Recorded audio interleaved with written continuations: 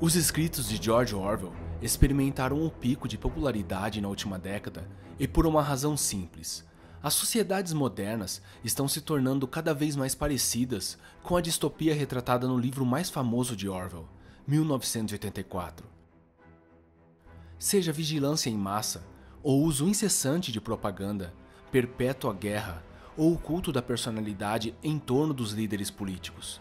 Não é de surpreender que muitos vejam o romance de Orwell como presciente de várias maneiras. Com isso dito, o Ocidente continua muito mais livre do que a sociedade distópica de 1984, mas a tendência não é um bom presságio para aqueles que defendem uma sociedade livre.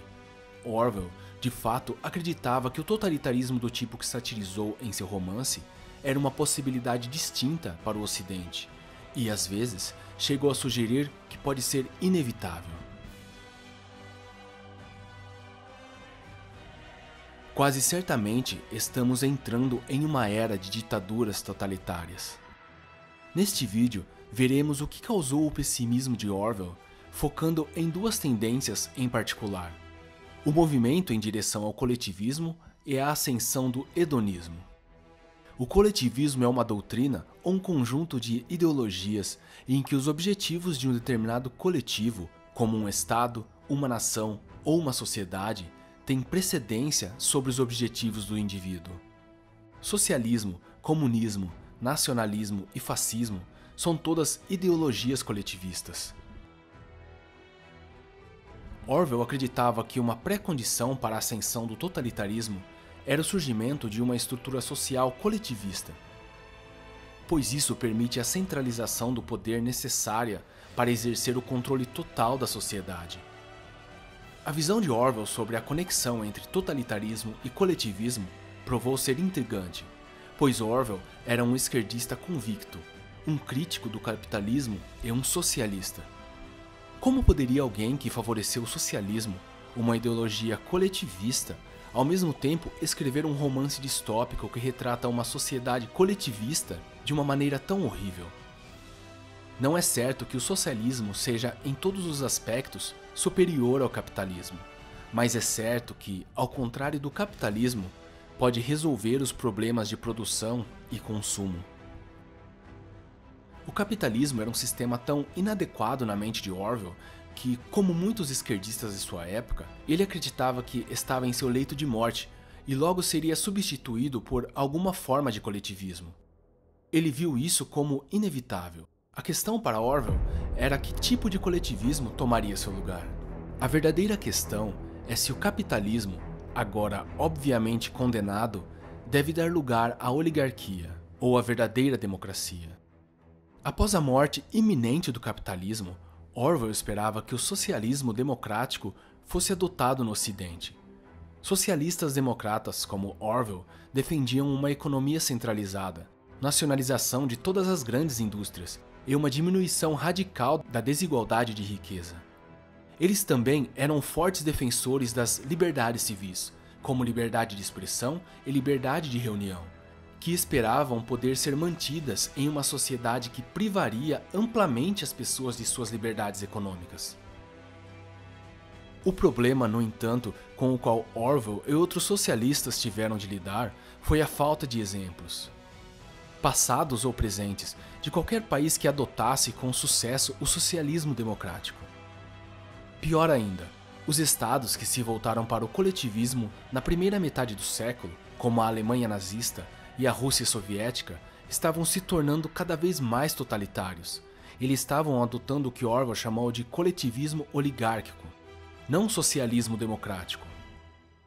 O coletivismo oligárquico é um sistema no qual uma pequena elite, sob o disfarce de uma certa ideologia coletivista, centraliza o poder usando força e engano. Uma vez no poder, esses oligarcas esmagam não apenas as liberdades econômicas de seus cidadãos, mas também suas liberdades civis. Orwell estava preocupado que, após a morte do capitalismo, todo o mundo ocidental talvez sucumbisse ao coletivismo oligárquico. Esse medo era em parte devido à sua percepção de que o hedonismo estava em ascensão nas sociedades ocidentais.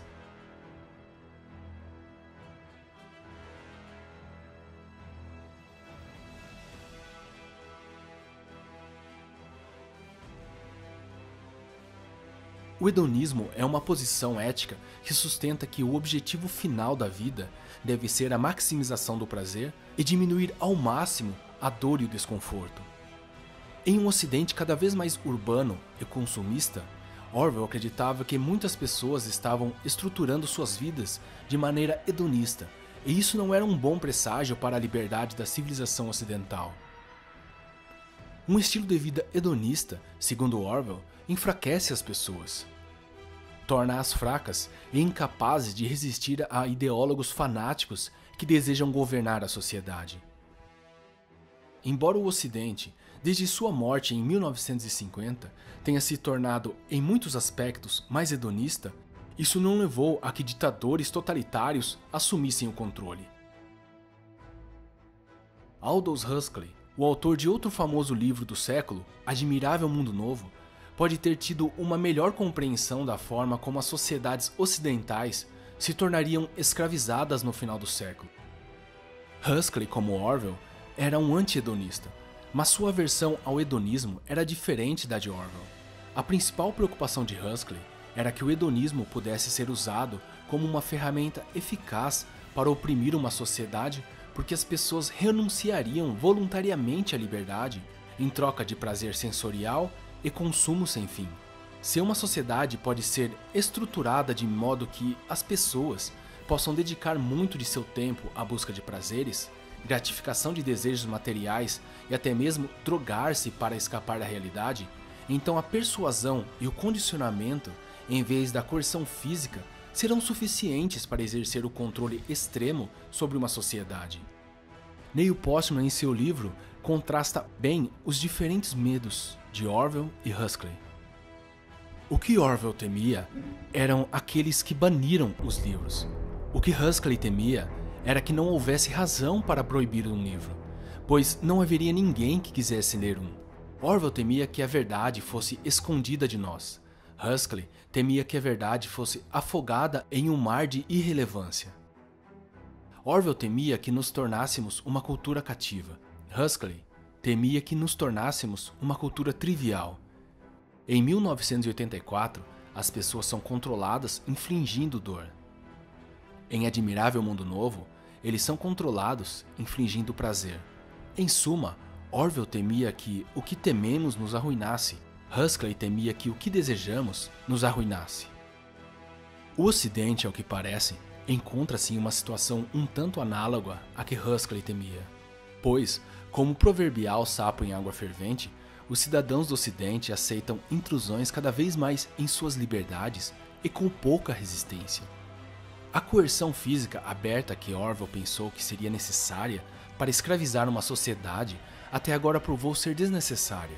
Antes de descartar completamente os medos de Orwell, no entanto, deve-se notar que Orwell estava familiarizado com a posição de Huxley, e ele não negou que a sociedade hedonista que Huxley temia fosse uma possibilidade, mas ele viu isso como um estágio temporário, criando as condições ideais para um regime mais brutal assumir o controle e impor sua vontade à sociedade.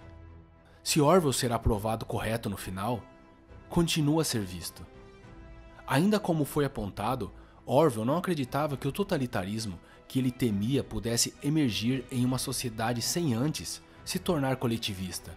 Então, talvez o que tenha impedido seus medos de se tornarem realidade até agora é que o capitalismo não morreu como ele acreditava, e o coletivismo ainda não emergiu totalmente formado no Ocidente. No final, podemos ver que, cada vez mais, ambos têm razão em vários pontos, e não têm em outros. Da mesma forma que a sociedade é controlada por um excesso de hedonismo, aqueles que tentam despertar esses tais hedonistas são apagados com a força. A força totalitária esmaga todo aquele que tenta lutar contra esse sistema, mas ela induz a sociedade de forma geral através do hedonismo.